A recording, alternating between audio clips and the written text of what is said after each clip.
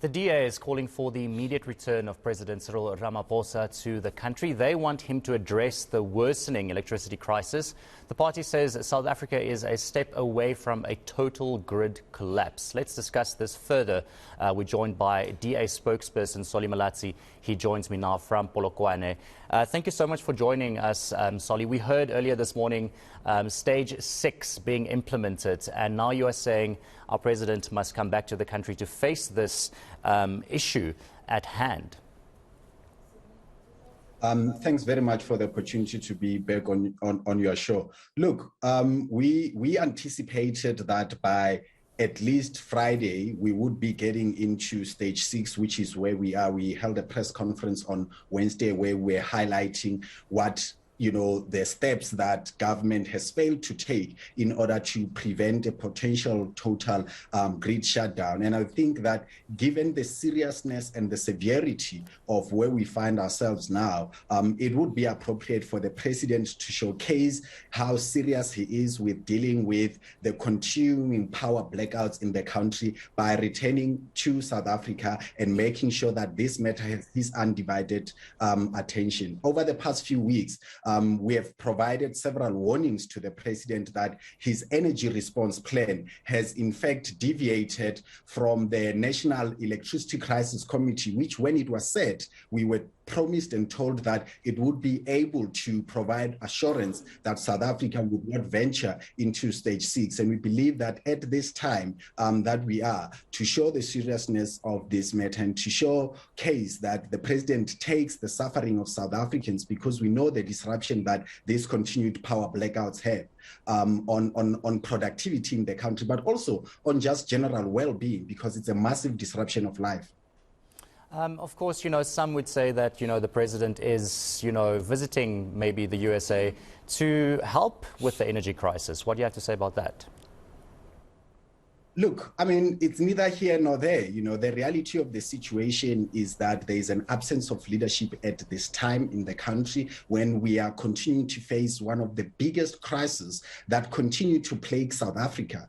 And there were warnings, and the president, when he launched the National Electricity Crisis Committee, it was to provide leadership. It was to showcase an element of seriousness on his part. But almost 2 months, after that has happened, even after the launch of the National Electricity Energy Plan, there are several things that are key to that plan that have not been instituted. One, the recruitment or rehiring of experienced former ESCOM staff has not happened.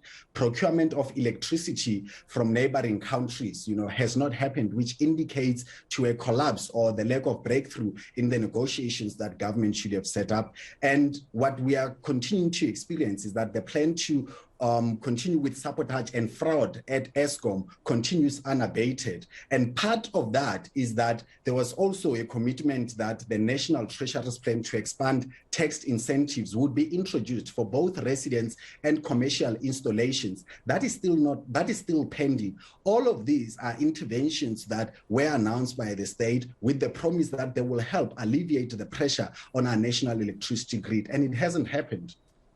Now, you say, and you want ESCOM to also, play a big part here in taking responsibility for what is happening.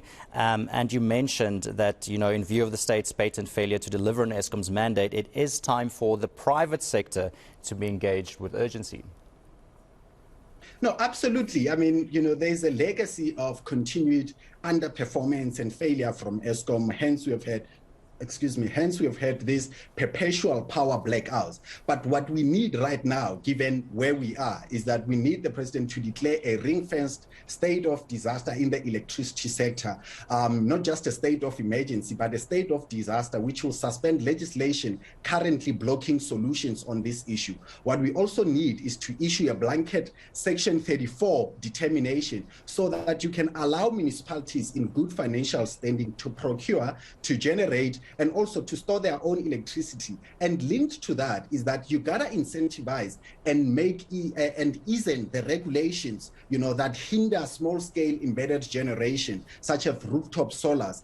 And when you have done that, it will also open up the space that will allow for the private sector to play much of an instrumental role. But the other thing that holds back breakthrough in this development is that, you've got strict conditions of preferential procurement that have been imposed by the state. So if we waive all of that, we'll have the quickest and cheapest solutions on the table, and that will enable the country to have a diversified energy base that will be able to empower South Africans to source electricity from different avenues than completely relying on Eskom. And let's talk about that 32% increase. You mentioned that Eskom's failure to provide reliable supply makes the 32% tariff out of touch with reality.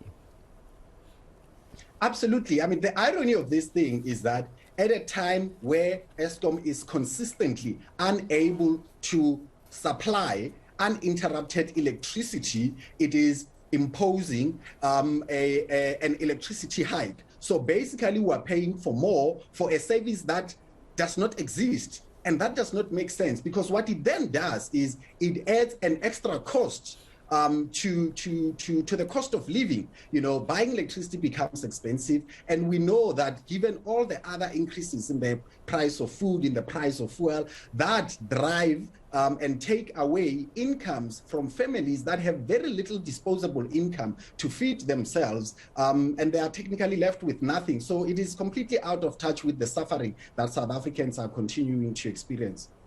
Thank you so much. That's unfortunately all we have time for. DA spokesperson Solly Malatsi.